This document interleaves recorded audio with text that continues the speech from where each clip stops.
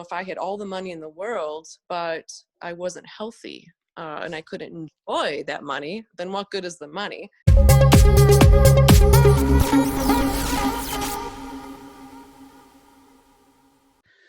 Hello, beautiful people, and welcome to Anyone Anywhere podcast. So today I have the great pleasure to have with me Rachel Corden. Let me do a quick intro about Rachel.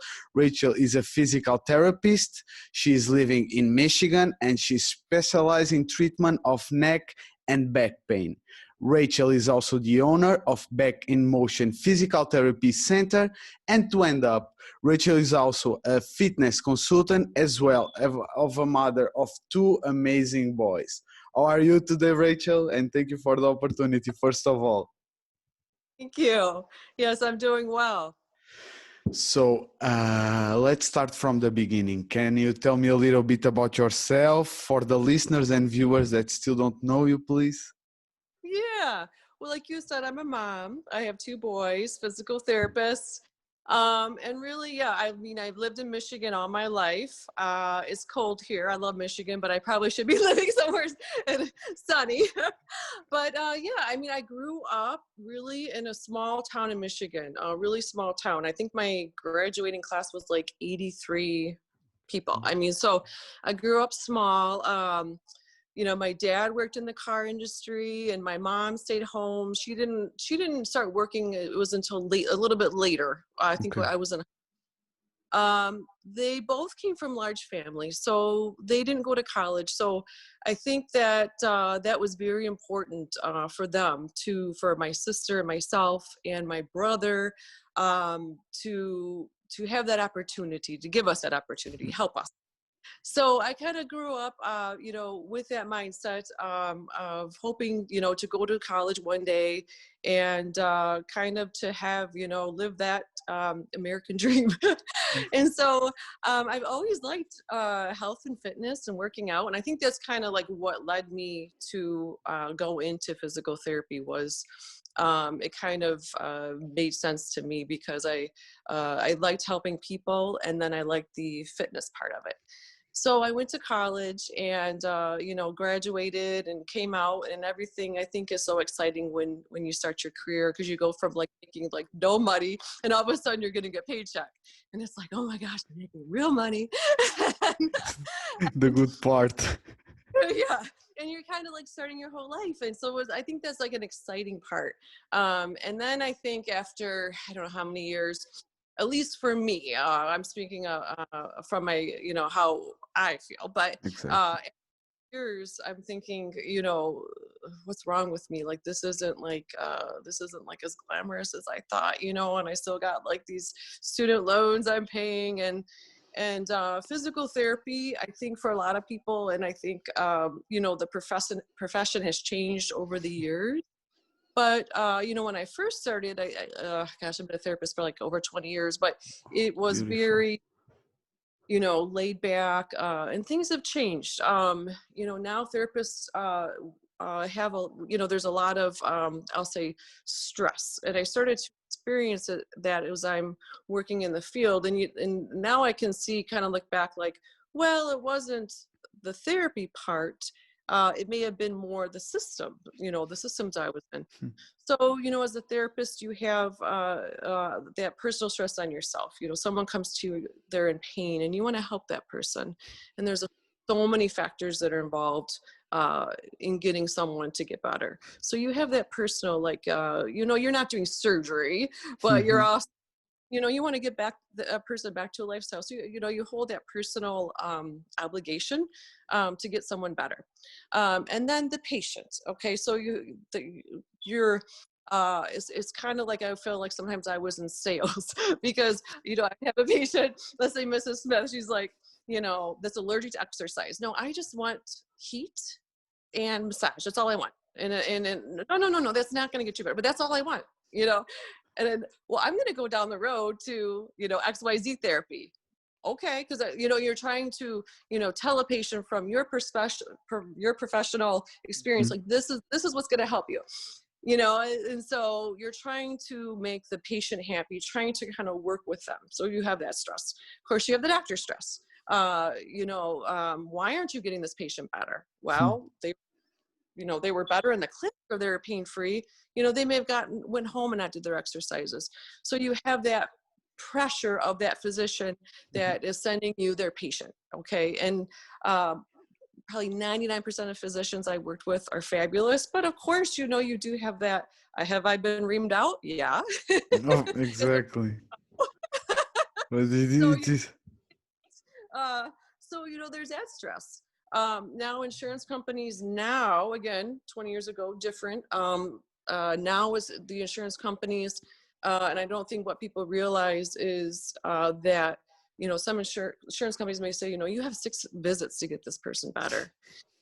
Like, okay, 6 visits isn't a lot, especially if you're dealing with someone, in chronic pain, or they may have severe injuries going on. So the insurance aspect now is a stress for a lot of therapists, trying to get reimbursement for your patients, fighting for your patient. And then you have, what I call the corporate stress. As a therapist, seeing a patient every 20 to 30 minutes, meeting their requirements as far as billing, because they're paying your paycheck. You're working in this beautiful gym, and you have to do your part ethically and what you feel is right. So meeting corporate expectations, that's also a stress. So all of this, I was feeling, and it's kind of escalating, and it's like I'm feeling guilty to go back to growing up and in my parents, fulfilling that dream of going to college, and thinking, I spent all this time in college. I have student loans. They help me, but I still have student loans. It's still feeling like not really quite happy, but feeling that guilt. Okay. So then what I just did was I just changed jobs. I just, Exactly. Beautiful. so I Man. just hopped, I called it. And then I started working for companies, and then it's, the insurance reimbursement for therapy was going down. So that put more stress on companies, more stress on therapists to see more people to generate that revenue for the company. So unfortunately, I hate to say, I worked for 3-4 companies that actually went under, okay, and sold. So then you experience, a sense of, wait a second, I went to college, I got my degree, and then you kind of lose a sense of job security. So I'm going to say it and be like, 10 years ago, I started to, pick up books. I started to question my career choice as a physical therapist. I actually deviated into I went into network marketing, kind of thinking, well, maybe that's where I'm supposed to be. And I failed twice. so, so then, I started reading books, I knew I was, not meant to, I knew I knew I liked physical therapy, but I knew I wasn't meant necessarily, I wasn't a good fit for where I was at in my career. So then I started to read about being an entrepreneur, and I started to have that mindset. And I kind of went through a phase where I was kind of like stuck in my own head, because I was like, mentally, I was an entrepreneur, but I was still physically working in the corporate world. And that's kind of torture, because until you kind of know where you're going or what you're doing, you're kind of like, you're torturing yourself, because you're Exactly. physically, emotions, and mentally you're like, but this isn't what I want to do. So, and then, I started a family, and then, you get comfortable, and like I said, you get the paycheck and everything is safe. Like, why do I want to rock the boat when now we live in a nice house. My husband's in healthcare. We're not rich, but we make decent money. Why am I not happy? And then you start to, okay, then you ride the safe zone, okay, I'm just going to go and get my paycheck. And so that's kind of what it went through for probably 10 years of just, where are my priorities? I became a mom. Of course, my priority shift as a mom, yet I'm still working. I'm still a physical therapist, but not completely happy. So it was this year that I actually told myself, I'm getting older, and stop waiting for someone to hand you something, or stop waiting for somebody to it's not going to fall out of the sky. You have to do it, Rachel. Completely. So it was that I decided to do what I wanted to do. And that's the Backn'Motion Physical Therapy. So As you were telling me now, you were starting the back on motion in the yeah, last year. So can you tell yes. me a little bit about that? Yeah, so everything that I shared with you as far as the pressure of the corporate, the pressure of the insurance, I just wanted to do things kind of, I say, my way. I didn't want the pressure of seeing a patient every 20, 30 minutes and the patient getting upset with me, and I have, this bigger pressure of seeing, holding a schedule, not running 30 minutes behind. So I wanted to take all of that out. I didn't want to wake up with that pit in my stomach of that feeling of hating to go to work or hating my job. So I started the Backn'Motion to really to provide uh, more for the patient, to be able to work with them, one-on-one, and not have to say, okay, I've got, 20 minutes and you're 10 minutes late. So let's, you know what I mean? So I wanted to make it more quality. I wanted to make it easier for the person and for myself. So yeah, I started and just so I could do the things the way that I wanted to do it. And I love it. And it's such an inspiration in so many ways. First, because you are not afraid to talk about your failings. And I think Mm-hmm. that is amazing. And after, the way that even if you have your job security and you have all the life planned and all the security and the paycheck, like you were saying, you are always listening to yourself and not afraid of trying. I think that is, and I think the best inspiration, it's not the words but the actions. And Mm-hmm. Rachel, you are that, like, and I love it also, the because I didn't have the idea that the stress that the physiotherapist is in, the quick results, Yes. Mm-hmm. like it's, and Yeah. because if you are in the stress position, how you can relax somebody, how. It's exactly. You're that's true. Very true. I love it. Yes. And Yes. now I want to ask you, because I think it's something that it's in you. Do you think there is a purpose in life? Oh, absolutely. Absolutely. Yes. Which is yours?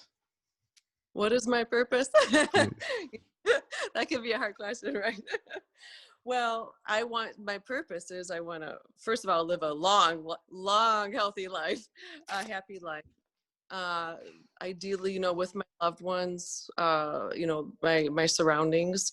Um, when I went into therapy, people would say, why do you want to be a physical therapist? Obviously I love fitness and, that was part of my life, but I really wanted to help people. And so my purpose, even take physical therapy out of the picture, is I would just really want to help people live a, healthy life, happy life. And if I could show my children that, and that's really my purpose, is just to help and influence as many people as possible, whether that is through being a therapist or a friend, or maybe just somebody that helps someone, um, they need the words and the encouragement to maybe do what they've been wanting to do, and are holding back. So that is really my purpose, is just to help people, and it's kind of a broad way to say it, but on different levels. No, and you already do it in different levels, because you are not. I think that it's not just a physiotherapist. Some of your patients go there and sometimes share some traumas or some stories that they have. I think it's part of your job. Yes. Do you see Yes. any I think yes. Do you see any connection between the emotional pain and the physical pain? For sure. There was actually, in physical therapy school, I took a lot of psychology. because of that, because there is a strong connection, kind of like that mind-body connection.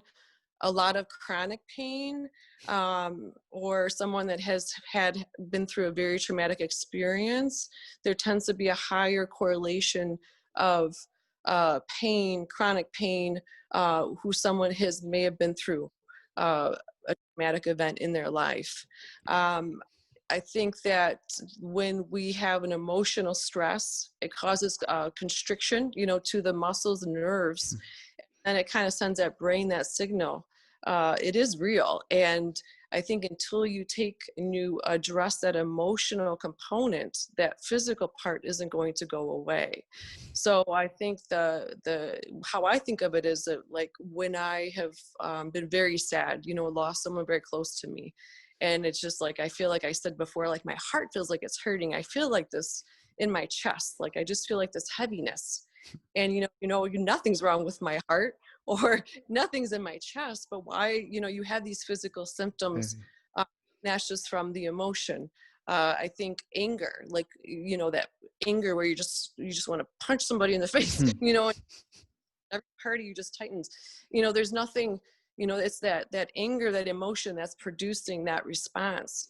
So I do see that a lot as a physical therapist. And one thing that I have learned, and this took me a little while to understand this, was, physical therapy, you have a certain mindset. Your job is, okay, someone has an injury and pain, you get them better.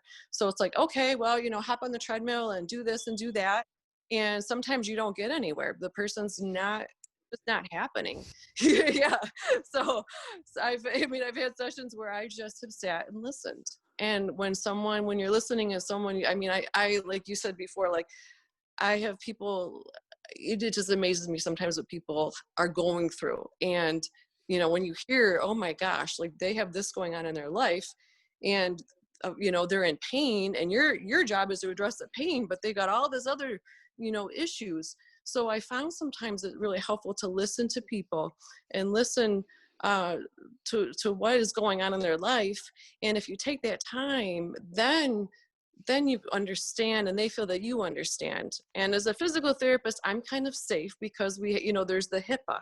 So I'm bound down by confidentiality. So I'm not someone in their family, or I'm not someone in their friends. So a lot of times people will feel safe telling me something confidential, knowing that I'm not gonna, tell everybody, and that then they know that I know what's going on with them. And sometimes I have not done any therapy, and I've had people stand up and say they felt so much better, and pre-COVID days hug me, but no therapy was rendered, right? So there's a huge component, and I think that sometimes it even will interfere with someone's ability to get better, because when you have that emotional stress, I know for myself, if I'm feeling down or I'm sad, the last thing I want to do, I don't think of exercise. Like, I know that it's going to help me, I know I'll feel better, but like, why do I feel like doing it if I'm mentally struggling? So it does play a huge part, that mind-body connection. On the flip side, I am just always just amazed, with someone that maybe hasn't started moving, and they just getting someone sometimes just to move or exercise, just sometimes that endorphin release, and you can just see how their demeanor changes. And on my end, I've seen some complicated cases, I've had some very hard cases, but sometimes I don't really do much. I have a move, and sometimes, the person feels so much better, and they're like, they think I'm a miracle worker, and I'm like, well, it was really just because you started moving and you got that endorphin release.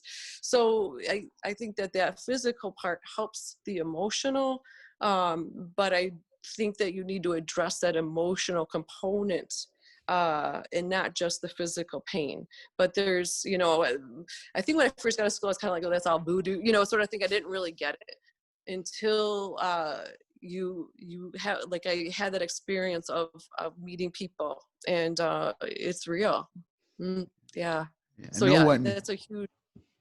Mm-hmm.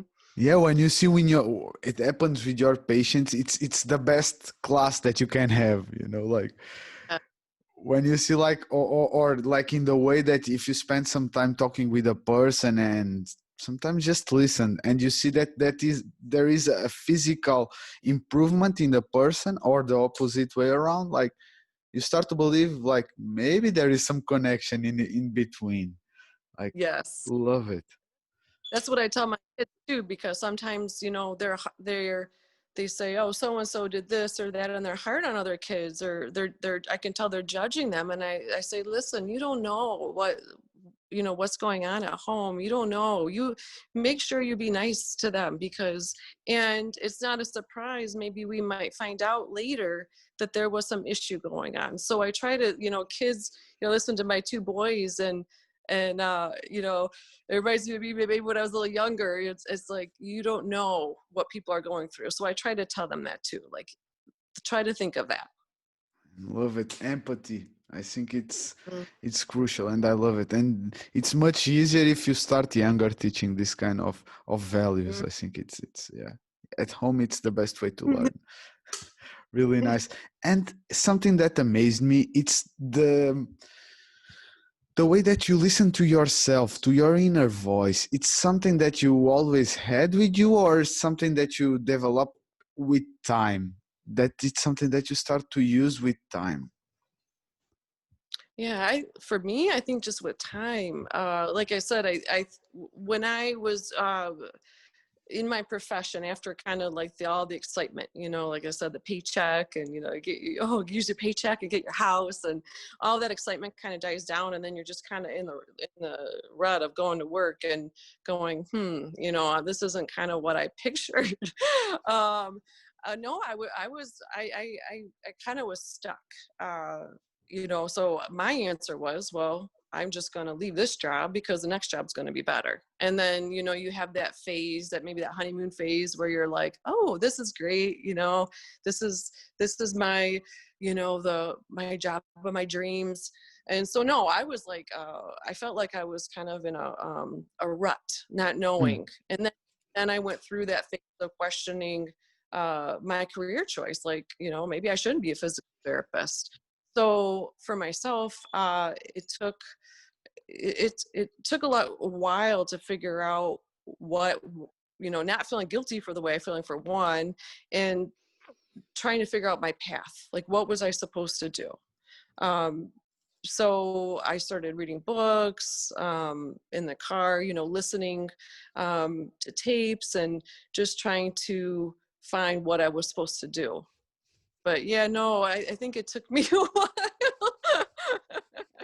Man, but I love it. And it's not just listen to yourself, it's you execute and like not you are not afraid of failing. And I love that.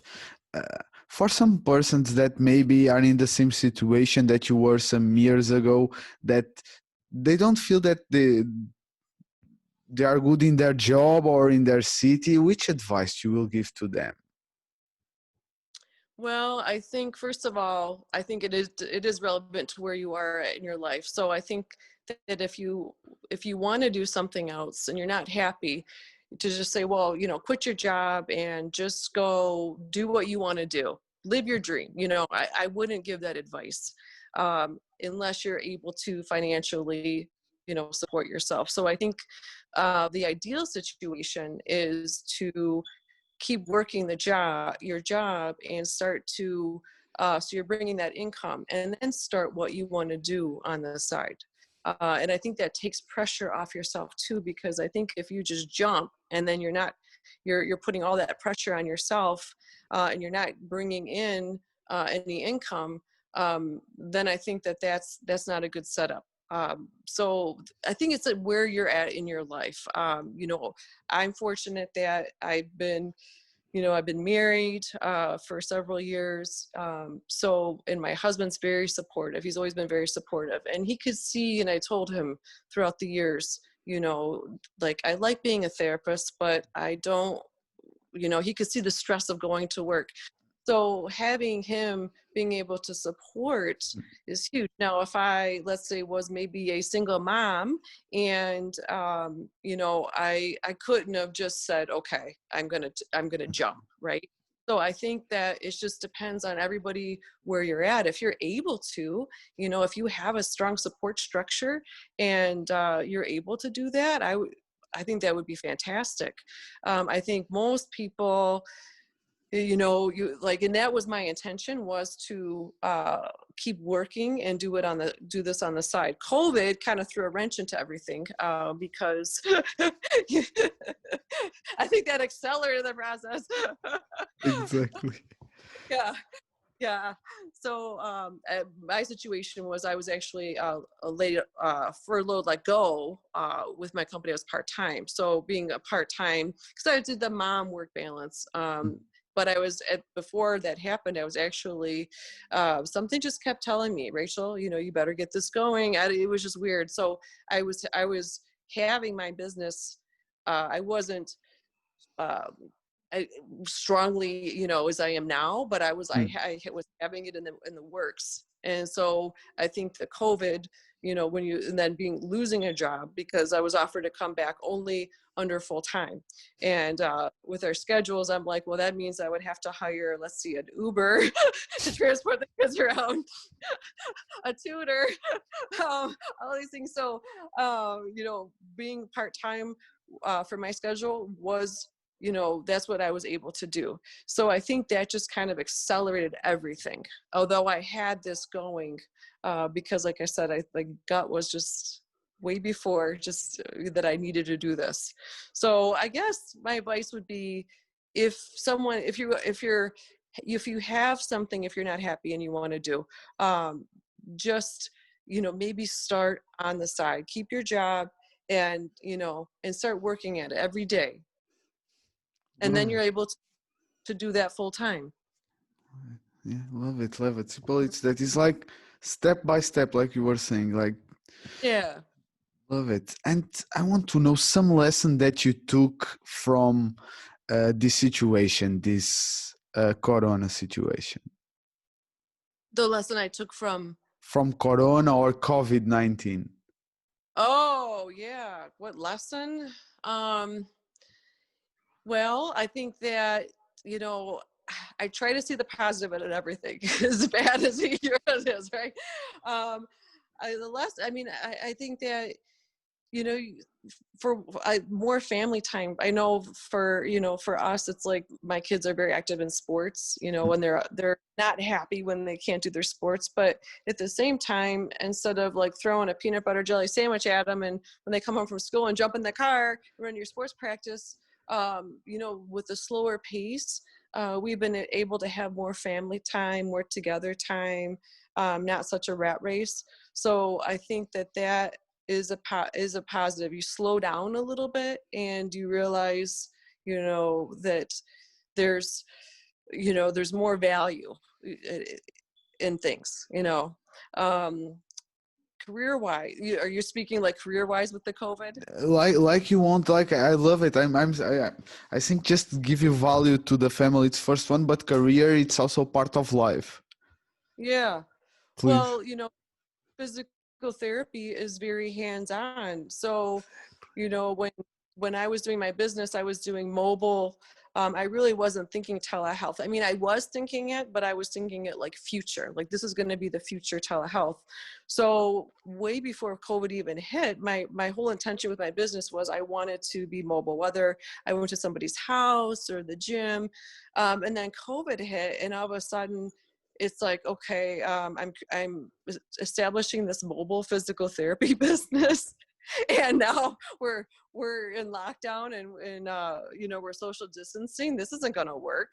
So then my thought process changed, to telehealth, and now everything, virtual. Which in my mind, it was just more of a future. Like this will be the future down the road, not like now. So the COVID for myself has made me kind of jump on my feet more. So not knowing, I'm not very savvy with computers. So I'm thinking, okay, I have this business. I went through all the steps, creating a website, getting everything from malpractice insurance to, getting all the legal entities that's needed, everything. And here I have this mobile business that like it wasn't good. I mean, timing wise, I wouldn't have planned it this way, but it just happened. So here I'm opening this mobile physical therapy business during COVID. And I looked at my husband and I'm like, this isn't even funny. Like, people aren't going to want me coming into their rooms right now. So then, my thought process changed in learning the telehealth part, the virtual part. And as a physical therapist, just doing it in a way that I'm HIPAA compliant and that I'm maintaining people's confidentiality and like the legal parts, as a therapist, what I'm allowed to do, what I'm not allowed to do. So I quickly had to learn all that. So downloading courses, doing kind of crash courses, just kind of changing your mindset. So I think that COVID is maybe for everybody, maybe made us quicker on our, I don't want to say quicker, but like having just to adapt to the situation. Yeah. Exactly. No, and that it will be my next question, and I think that you already talked a lot about it. Business wise, how do you adapt? And I already understand about the tele and going digital. How do you think that do you like going digital, or do you feel that is the change working in general with the patient? Yeah, I think it's digital is very effective. So basically, strictly from a therapy standpoint of view, if I hear someone tell me, this is, I've been having this problem for, X amount of years, and I listen and this is what makes me better or worse. Usually if I do a really good subjective, if I really listen to what the person's saying, I'm already formulating in my mind what could possibly be going wrong, okay, or the issue. Easily, like if I were to have you stand up, I could look at your range of motion from what you told me, maybe take you through a few assessment drills and say, okay, this is what I want you to do. And that can be very powerful and very effective. What's hard is people associate physical therapy with hands-on. And there's a power of what I call the human touch. So when you put your hands on somebody, the human touch, that is, that's hard to replace that. So I think that when people think of physical therapy, they think of that. And the joke I made earlier about the heat and the massage, that I get that more often than you think, put your hands on me. You're right. So it's a mindset. I think that with physical therapy, people go in and they want their physical therapist to fix them, or they want to see the physical therapist. And how do you know what's wrong if you don't touch me? I what if I thought years ago that it could be powerful? No. From now, yes, but it's a mindset of both the therapist and the person on the other end. I think it's their mindset as well. So it is tricky, but if I got someone and they understand that this can be very powerful and very effective, then it's awesome. But it's harder on someone that has that mindset that I need to see you, you need to touch me, how can you treat me through the computer? I mean, that's harder. So it's challenging, but it's very doable. And I think that it is, when you talk about the future, I do think that we're seeing it now. I mean, I do think that this is going to be virtual is going to, be the future. It's going to be, I'm sure it's going to be more and more. Yeah. Do you think that is here to stay, or after COVID? Oh, no. But I do think that with just people's lifestyles, being able to conveniently, let's say, schedule, like we're scheduling now. I didn't have to leave. I could be at my pajama bottoms, if you know what I mean. I mean, so it's that convenience of not having to commute or drive or leave your house and working it in, and not having to be at an appointment and wait. And so I think that after all this is done, people will, they probably will want to do, oh, let's just do let's do a virtual session. Mm-hmm. No, because and you can mix it, because imagine if I'm traveling and I want to work every week with you, and I'm in Europe and at the moment I can Yep. still. I think that is like, it's something with COVID that it's lovely, like the Right. possibility that I think it's 10 years ahead that it should be. Uh, Yeah, I do agree. Yeah, because like if I want to go on vacation, I could, well, let's say leave time. If I go on vacation, but if I want to travel somewhere and I want to see someone, you're exactly right. Like I could be out of state and I'm still able to do my work. exactly. Yeah. No, I love it. And the results that you are seeing, are you seeing results with digital therapy? Let's call it like that. Are you seeing the results with your patients? It's working? Oh, yes. Well, the patient has to listen, right? No, I'm kidding. Of course. That's the same as if in the clinic. It's true. Yes, yes. So an example would be I had a patient. It was actually a patient that I seen in person pre-COVID, and her husband threw his back out. So she contacts me and she says, "Oh my gosh, my husband, he's not sleeping. He's on heavy pain medication. It was actually narcotic that he had left over. His pain, like on a scale of like 1 to 10, was an 8." So I said, well, yeah, I could talk. I let's hop on the phone. So I got her on the phone. I said, let's just talk. What is he going through? And then I said, you know what? I didn't realize actually from when she contacted me that her husband was that bad. So I said, you know what? If you guys can hop on the computer, let's just hop on the computer. And so we did. And I took a look at him and I took him through some motions and I said, listen, this is what I want you to do. So I gave him a really kind of laid out program. I said, this is exactly what I want you to do. This is what I don't want you to do.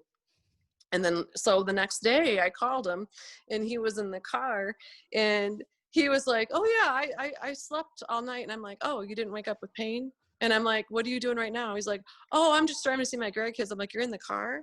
And he's like, I said, how's your pain? Oh, it's so much better. Like, it was like, and it was just so funny because it was just like so nonchalant. Like, yeah, I'm like, you went from an 8, on the car. Yeah, no, you feel in the voice. And he's like, yeah, but yeah, it can be very, very effective. Exactly. No, and exactly. After part of the work, it has to be with the patient. If I don't believe that he's able, it will make the Mm-hmm. process much more slower. Let's call it. It will take much Yes. more time. But if you believe it, man, it's amazing. And I think, yeah, it's another door that is open. Yes. I already understand that you are a positive person. Mm-hmm. It shines your energy. How do you describe your mindset? Yeah, my mind. Well, I wasn't always positive. No, no. I used to think when, let's say, I was working for a company and they sold, okay, and then I used to feel maybe more like a victim, like, how come, why this is happening to me? That sets up a series of maybe negative mindset. I I used to care a little more about what other people thought, and I used to be more like a people pleaser. So I think that the shift that I went, I had to change my mindset. So now I do think very positive. I think that no longer victim. Like, you're in charge. You have to act. No, it's nothing. Nobody's gonna hand you anything. You have to do yourself. So yeah, no. But I think, because I think, oh, I think I used to be kind of negative.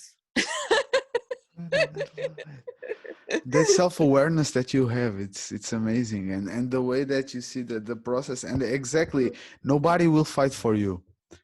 Yeah. I really believe in that. Yeah, also, like, Yep. I love it.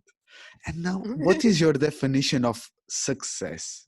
having seen so much parts of life and trying so much stuff, what is your definition of success?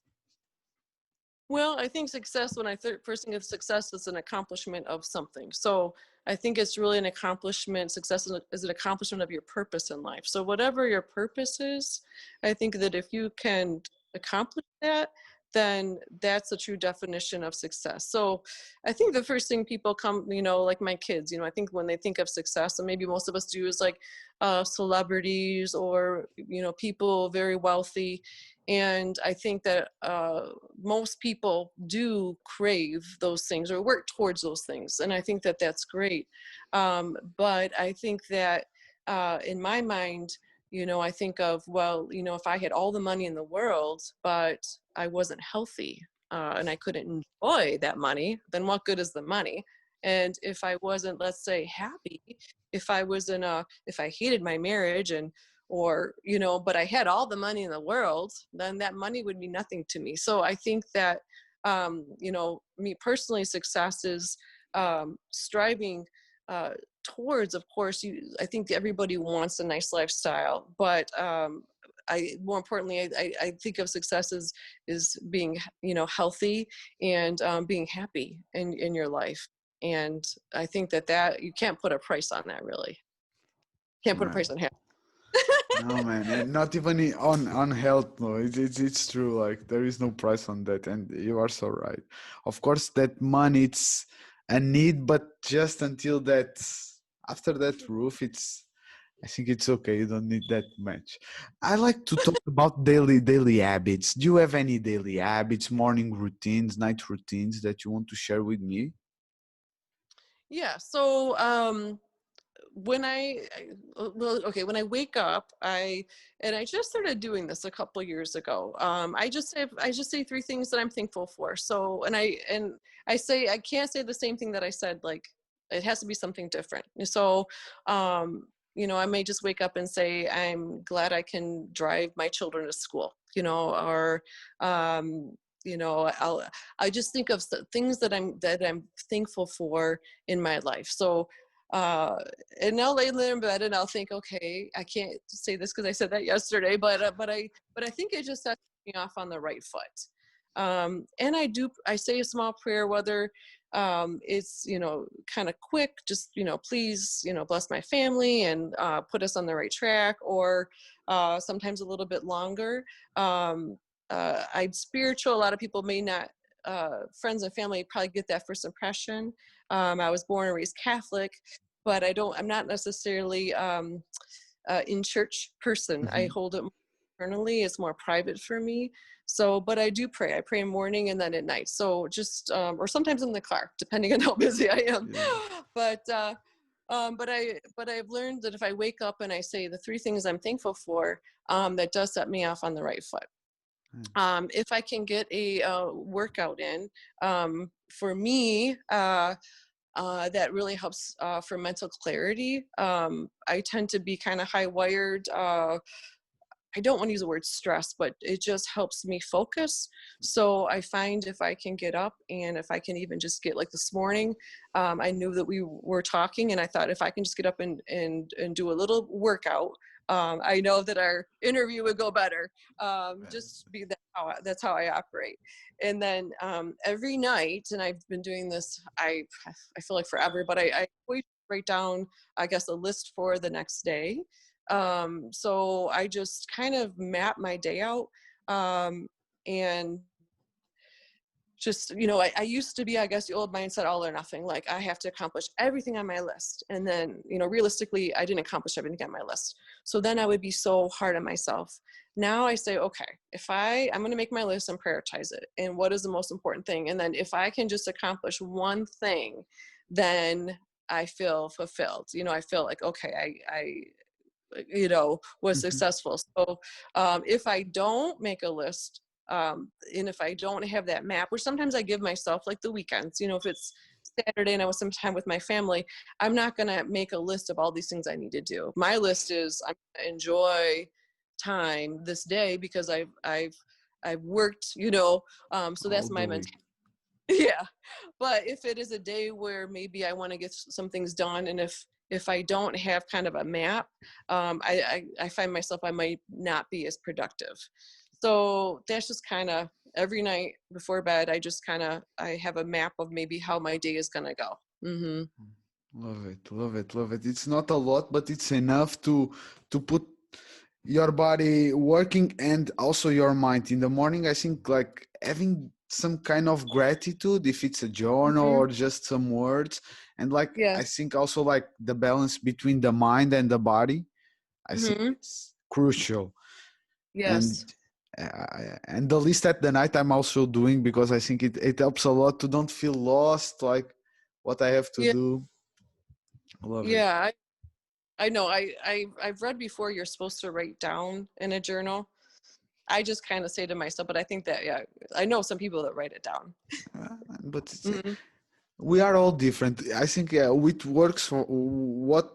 works for you can work for me, but it doesn't have to be a must, you know, can or not. It's like it's just Yes. it's not nothing. It's for sure. And what is the legacy that you want to leave behind?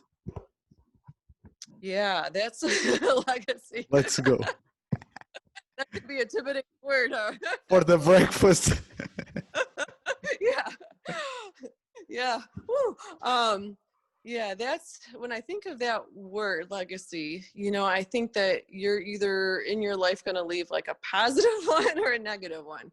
And I want to leave obviously a positive legacy. I want to leave like a bright light, I don't want to leave negative, dark. So if I can, for people that know me, if I can leave that legacy of, she lived a happy life and people around her were happy. And if I can live that life and take people with me and for people to say, well, she helped others. She inspired, she took people with her. It wasn't just, she was on her own little journey, yeah, yeah, yeah. So that would be, my legacy. I think that, where did I read? If you show up to, this is morbid, but like your funeral, the curtain's closed, you want to be looking at yourself going, oh, poor Rachel.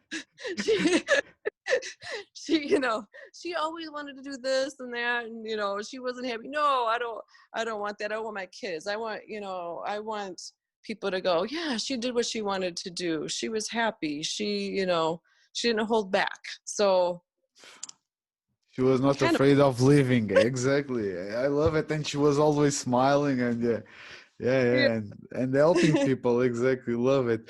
And so let's see, projects, new projects. We can say that you have the Back in Motions, and do you have any other projects that you want to share with me? Oh, no, I mean, since I just started that this year, that's kind of like my ongoing project. So I've actually I've been just trying to think even beyond physical therapy, trying to think of incorporating, yeah, other avenues with that. So, and I am like, to talk about what we were talking about before, I am thinking a little bit more online because I mean, here in Michigan, the COVID right now is still high. I know eventually it will go away, but right now it seems like everything is a little bit more online. So I'm thinking about how to kind of expand that. So yeah, it's kind of like an ongoing project that keeps opening up doors. No, but I love it, and I think it's completely. You are completely right. It's a door that's open, and after all, you can imagine you can work with a patient that is in Europe, and if it was not with something virtual, it will be impossible. So I Mm-hmm. think it's. And let me think. Do you think incorporate like a mental part with a physical part, or like work the mind and the body at the same time, like doing some kind of personal development in the clinic, or not in that door? Yeah, I would love that. And it's interesting you said that because I would love to be able to incorporate something like that with the physical therapy. Because a lot of times I'll have people reach out to me and it's not really about physical therapy. I mean, a lot of times it is more about the personal development part. And sometimes, like probably like you could see, like I could talk to somebody and you just like, I just want to push them, like go, like I could see in you, but that person may make excuses or maybe not have that self-doubt. And sometimes I think you can see in other people what they may not be able to see in themselves.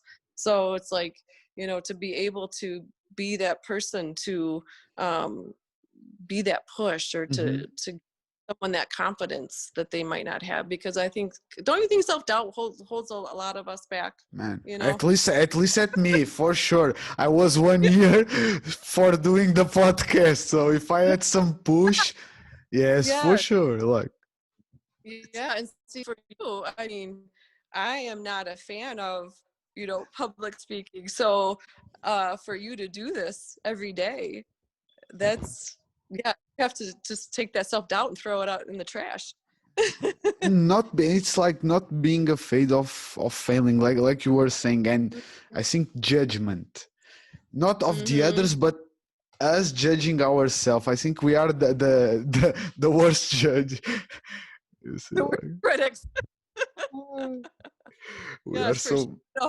Before today, I thought, Rachel, don't say something. Don't.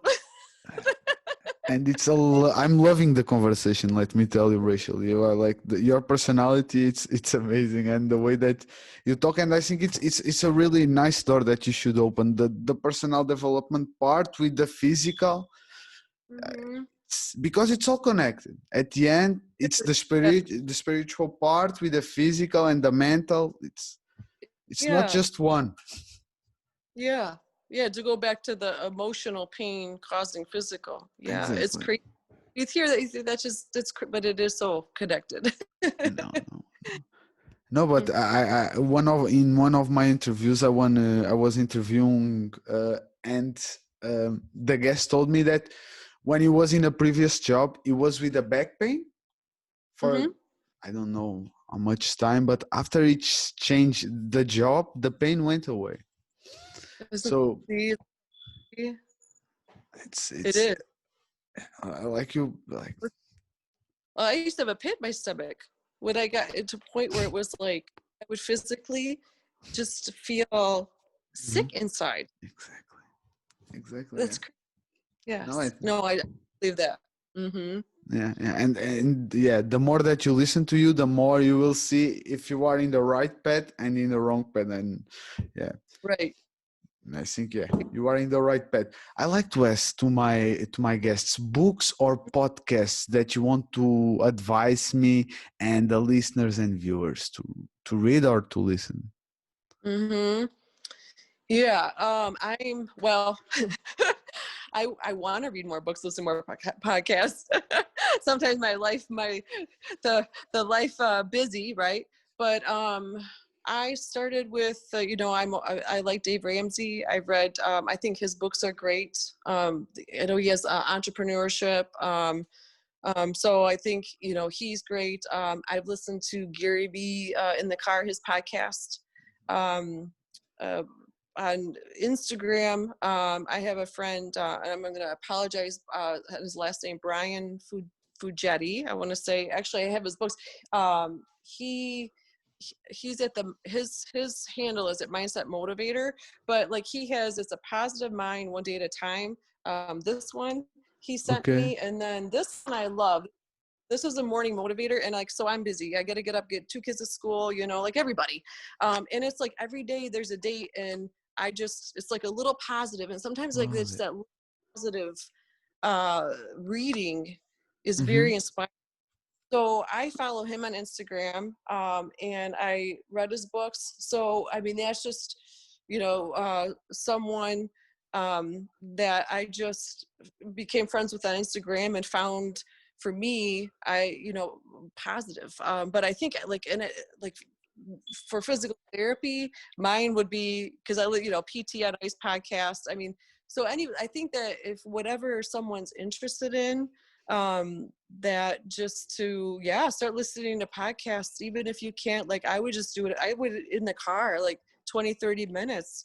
And I think that you're always going to gain something from that. It's not a waste of time. I have to be kind of moving. So for me at home to sit and listen, and so and to read is hard, because I'm more, it's hard for me sometimes to sit still. But if I know I'm in the car and I'm driving and I'm going to turn my radio on anyways, then, why not listen to a podcast that could, that's going to help you in some way. And I love it. It's like stacking habit. If you are driving, you are already taking some Right, time to right, listen to something productive. right, exactly. Love Yeah. it, love it. And tell me one advice that you have to make the world a better place. I just think really to be kind. I think it's just, cliche to say treat everybody as you want to be treated, but I kind of was raised with that motto. My mom would always tell me that, and so I think that's something, you know uh, like, would you want someone to roll their eyes at you or make a snide comment? No. And I think it goes back to, like, you don't know what somebody else is, what they're experiencing in their life. People aren't just going to tell you, that they have all this stuff going on. So I think that, to try to be kind, I know personally, and I tell my kids this, like, I know you want to punch them in the face, and I've been there where you just get so angry. But I can say I don't think I've ever felt good after, maybe telling somebody off or getting into a verbal conflict. Hmm. I don't think you ever leave necessarily feeling good about that. You think you do. I tell my kids, I know you want to just like sock them one, but that's not going to make you feel better. you know. So I think just being kind and just trying to, I try to live by that motto as much as I can. And you are completely right. Sometimes the basic it's good. Treat the others like you want to be treated, and like that's it. Simple. It's like Yeah. we don't need a lot. And tell me, what is the best way if somebody wants to contact with you, have some consultation? What is the best way to find you? To find you, I use, Instagram is probably the biggest social media platform I use, so that's probably the best way. And there's like the link in my bio, which, I mean, most of the time, a lot of times I'll get a DM. That's fine. Or my emails and that information, the links to my website. So any form of contact, and I respond. Once the blue moon, I'll go through and I'll think, oh my gosh, I missed this message, and I'll usually tell the person I apologize. Somehow it got caught, But I will reply. I try to reply within 24 hours. No, I will put after in the description of the video and the audio. Rachel, first of all, thank you. And let me ask you, do you have any last advice or thoughts that you want to share with me and the listeners and the viewers? I guess just, if you have something, and people have told me like they want to do something else or have a dream, um, I guess, like, if you're listening today, write it down.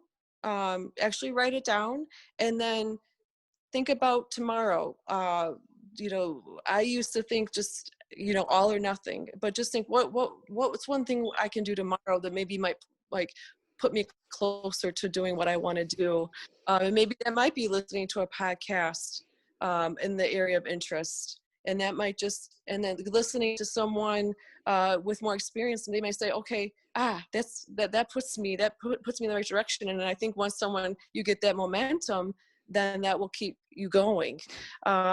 And I think don't compare. I think when you start to, do something, and I know I do this, you look at everybody else in your field, and you think, oh my gosh, they are doing it so much better than me. But in the end, it doesn't really matter, does it? I mean, we we're all here for a purpose, and we all have to exit. And in the end, it doesn't matter. I mean, how big of a bank account you have, or how pretty or attractive or handsome someone is, or how many followers they have on Instagram. It's about how happy you are with yourself and if what you're doing.